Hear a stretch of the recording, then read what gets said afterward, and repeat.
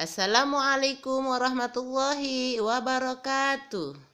Apa kabar anak-anak pada pagi hari ini? Semoga anak-anak semua dalam keadaan sehat walafiat. Amin. Hari ini Ustazah akan menjelaskan kembali materi IPA yang berkaitan dengan tema Selamatkan Makhluk Hidup. Khusus untuk kali ini kita akan membahas cara perkembangbiakan hewan. Pada materi sebelumnya, kita sudah membahas cara perkembangbiakan tumbuhan. Hari ini, kita akan fokus membahas cara perkembangbiakan hewan.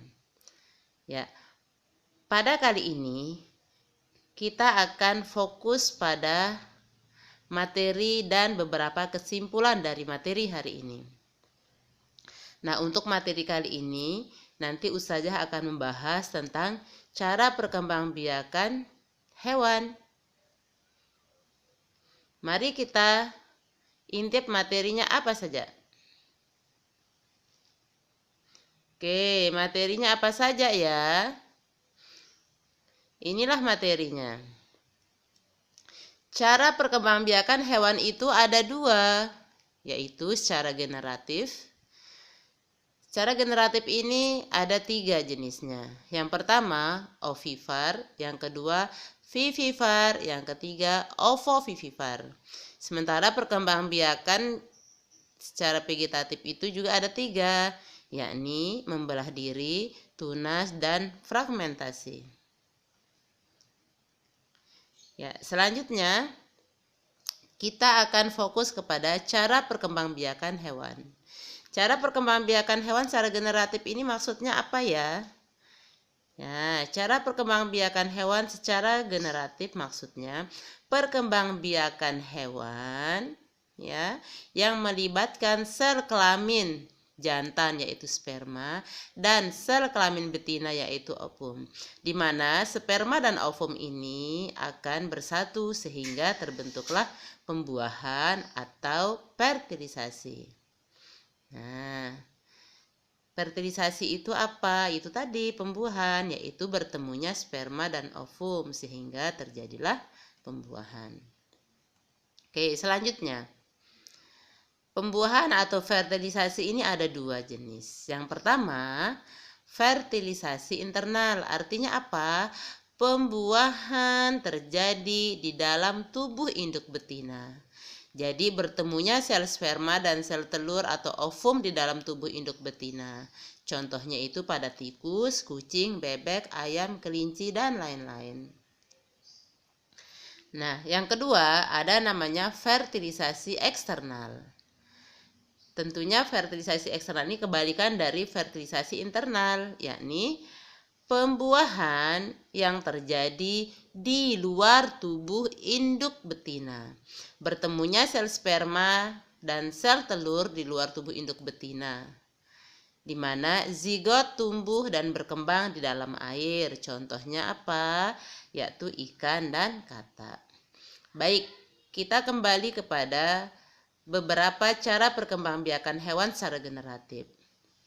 Yang pertama, ovivar. Ya, ovivar di sini tuh sudah ada gambarnya Ustazah taruhkan. Sebenarnya dari gambar ini anak-anak bisa menyimpulkan apa itu ovivar. Yang kedua vivivar. Yang ketiga ovovivivar. Tapi Ustazah nanti akan jelaskan secara rinci apa itu ovivar, apa itu vivivar, dan apa itu ovovivivar. Baik, kita lanjut ke penjelasan masing-masing dari materi tadi. Apa itu ovivar? Ovivar ini artinya perkembangbiakan hewan dengan cara bertelur. Nah, di mana hewan dewasa dan hewan betina di sini memiliki sel kelamin jantan untuk hewan dewasa yaitu sperma dan sel kelamin betina untuk hewan yang betina yaitu sel telur atau ovum. Nah, sel kelamin jantan dan sel kelamin betina atau telur ini dia akan bersatu sehingga terjadilah pembuahan. Nah, setelah terjadinya pembuahan, maka terbentuklah zigot. Nah, zigot ini ya akan membentuk embrio. Apa sih itu embrio? Embrio itu adalah calon makhluk yang akan hidup dari pembuahan itu.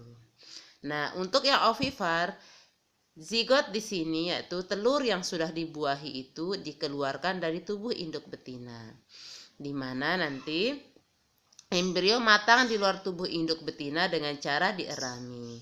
Nah, jadi telur yang sudah dibuahi itu kan tadi membentuk zigot. Nah, di dalam zigot itu terbentuklah embrio. Nah, embrio ini nanti matang di luar tubuh induk betina dengan cara dierami. Telur kan keluar nih. Setelah dia keluar, maka dia dierami dulu sama induknya. Nah, saat dierami itulah di situ ada embrio karena sudah terjadi pembuahan, maka ada embrio di dalam telur itu. Nah, embrio itulah yang nantinya dia matang di luar tubuh induk betina dengan cara dierami. Nah, sehingga di sini pada waktu tertentu maka dia akan menetas. Nah, menetasnya telur itulah maka tumbuhlah atau hiduplah makhluk baru gitu. Oke, selanjutnya kita akan membahas tentang vivivar. Apa itu vivivar? Ya, yaitu cara berkembang biak hewan dengan cara beranak atau melahirkan. Sama di sini hewan dewasa memiliki sel kelamin jantan yaitu sperma, sedangkan hewan betina memiliki sel kelamin betina yaitu telur atau ovum. Nah, keduanya bertemu maka terjadilah pembuahan. Saat terjadi pembuahan sama terjadilah apa? Terbentuklah zigot. Nah, setelah itu terbentuklah embrio dan janin. Nah, di sini saat itu terjadi proses kehamilan ya, setelah terbentuknya embrio dan janin maka terjadilah proses kehamilan sesuai dengan waktu tertentu. Nah, di mana calon anak akan keluar dari tubuh induk betina. Nah, ketika calon anak ini sudah keluar dari tubuh induk betina, maka itulah yang disebut dengan proses melahirkan. Ya, jadi hewan juga melahirkan seperti manusia. Oke, jadi hewan yang melahirkan ini disebut dengan hewan mamalia. Nanti kita lihat contohnya apa saja. Baik, selanjutnya cara perkembangbiakan generatif yang ovovivivar. Nah, ovovivivar ini penggabungan dari kedua tadi, yaitu cara berkembang biak hewan dengan cara bertelur dan beranak atau melahirkan. Sama di mana di sini hewan dewasa memiliki sel kelamin jantan dan hewan betina memiliki sel kelamin betina atau telur ya atau ovum, kalau yang laki-laki kalau yang jantan tadi sperma. Nah, keduanya bertemu maka terbentuklah pembuahan maka terbentuklah zigot dan embrio dalam cangkang yang kuat. Ini bedanya nih. Dia terbentuklah embrio dalam cangkang yang kuat. Nah, di dalam cangkang yang kuat ini embrio berkembang dalam cangkang tersebut di perut induk betina. Nah, setelah dia berkembang di perut induk betina, apa yang terjadi? Nah, setelah embrio berkembang sempurna, akhirnya telur akan keluar dan saat itu juga langsung menetas tanpa dierami. Nah, proses menetas tanpa dierami itulah yang disebut dengan bertelur melahirkan. Ya, selanjutnya kita akan lihat ringkasan dari penjelasan Ustazah tadi. Nah, di sini ovivar yaitu sperma ya bertemu dengan ovum atau sel kelamin betina, maka terbentuklah zigot. Zigot ini akan menjadi embrio. Nah, embrio ini dierami atau berkembang di luar tubuh induk lalu menetas. Contohnya apa saja?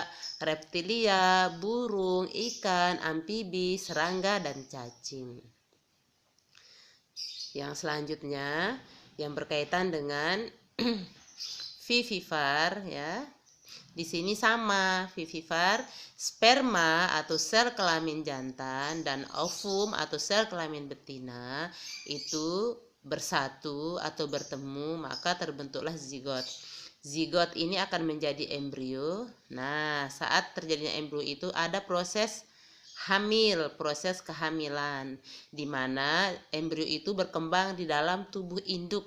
Setelah itu melahirkan. Di sini semua hewan mamalia adalah contoh hewan vivipar, yaitu tikus, kelinci, kuda, kambing, kelelawar, ada monyet, unta, rusa, dugong, ikan duyung, jadi dugong sama ikan duyung, pesut, paus, dan lain-lain. Nah, kecuali di sini ada dua hewan, yaitu platypus dan Echidna. Itu hewan mamalia, namun dia tidak melahirkan atau beranak, tetapi ia berkembang biak dengan bertelur. Kedua hewan ini pengecualian, dia adalah hewan mamalia, tetapi dia berkembang biak dengan cara bertelur. Selanjutnya, kita akan membahas tentang kesimpulan dari penjelasan Ustazah tadi tentang ovovivipar. Nah, di sini untuk ovovivipar sama ya, yaitu sel kelamin jantan atau sperma bertemu dengan sel kelamin betina atau ovum, terbentuklah zigot, di mana zigot ini sama akan menjadi embrio. Nah, embrio tersebut berkembang dalam tubuh induk. Selanjutnya menjadi telur yang keluar dari tubuh induk namun langsung menetas, tidak perlu dierami. Contohnya semua hewan ovovivipar yaitu ikan hiu dan ikan pari. Selanjutnya Ustazah akan membahas tentang cara perkembangbiakan hewan dengan cara vegetatif. Vegetatif ini ada 3, seperti di awal sudah Ustazah sampaikan, yaitu dengan cara membelah diri. Oke, sebelumnya saya jelaskan dulu. Apa sih itu vegetatif? Nah, vegetatif ini adalah cara berkembang biak hewan tanpa melibatkan sel kelamin jantan atau sperma dan sel kelamin betina atau ovum. Jadi, dia tidak perlu melibatkan sperma dan ovum ya, sel kelamin jantan, sperma dan sel kelamin betina ovum untuk terjadinya pembuahan gitu ya. Jadi untuk menghasilkan keturunan baru itu dia tidak perlu melibatkan sel kelamin jantan sperma dan sel kelamin betina atau ovum. Namun ia bisa menghasilkan keturunan baru. Inilah cara berkembang biak hewan secara vegetatif. Nah, cara berkembang biak hewan secara vegetatif ini kan ada 3. Apa saja ia? Yang itu tadi. Pertama, membelah diri. Membelah diri itu maksudnya apa? Oh, ternyata ada hewan berkembang biak dengan cara ia membagi tubuhnya menjadi 2 bagian yang sama atau lebih secara langsung. Nah, contoh hewannya apa di sini? Yaitu amoeba dan paramecium. Itu contohnya ya, gambarnya udah terlihat. Nah, di sini ada struktur paramecium, nanti anak-anak bisa pelajari, bisa baca, dan bisa dapat informasi yang lebih banyak lagi, bisa via Google, YouTube, dan lain sebagainya. Yang selanjutnya di sini, selain membelah diri, ada cara berkembang biak vegetatif itu dengan cara tunas. Nah, tunas itu artinya apa? Kok bisa ya dia punya keturunan baru dengan cara tunas? Nah, cara tunas ini artinya hewan berkembang biak dengan cara saat organisme baru tumbuh pada hewan tersebut, yakni tunas baru akan melekat sepanjang pertumbuhannya sehingga menjadi anak. Jadi tunas ini cara berkembang biak pada hewan saat organisme baru tumbuh pada hewan tersebut, di mana tunas baru itu akan melekat sepanjang pertumbuhannya sehingga ia menjadi anak. Nah, tunas baru ini tumbuh dari kuncup pada induknya. Contohnya apa? Hidra dan anemon laut. Inilah dia bentuk hidra. Tuh, bentuknya itu seperti geranggang ya atau rumput laut. Nah, ini dia hidra dan anemon laut. Selanjutnya yang terakhir yaitu cara perkembangbiakan hewan secara vegetatif itu yaitu namanya fragmentasi. Apa itu fragmentasi? Nah, fragmentasi ini artinya memutus ya, memutus bagian organ tubuhnya.